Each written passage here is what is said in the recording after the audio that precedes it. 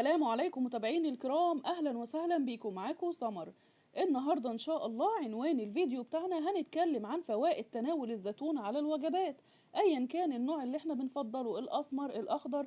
بنعلم جميعا بان الزيتون من ابرز المقبلات الذي يفضلها الكثير، حيث انه يحتوي على نسبة عالية من الفيتامينات والعناصر الغذائية التي تعمل على تعزيز صحة الجسم وحمايته من الامراض.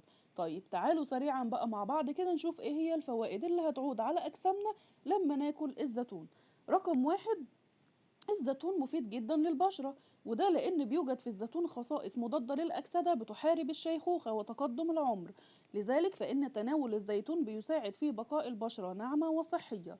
تاني فايدة لتناول الزيتون إن الزيتون بيساعد في تنظيم السيطرة على الشهية من خلال تناول الزيتون قبل الوجبة. لذلك يمكنك التخلص من الشهية المفتوحة، وذلك لأن الأحماض الأمينية غير المشبعة اللي موجودة في الزيتون هتبطئ من عملية الهضم. ثالث فايدة لتناول الزيتون إن الزيتون مضاد للالتهابات في جسم الإنسان.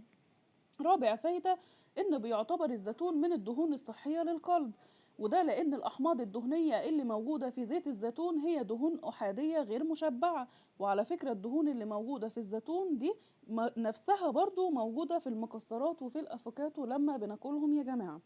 فايدة كمان للزيتون إن الزيتون منخفض السعرات الحرارية، لذلك فإن الزيتونة واحدة بتحتوي على 7 سعرات حرارية.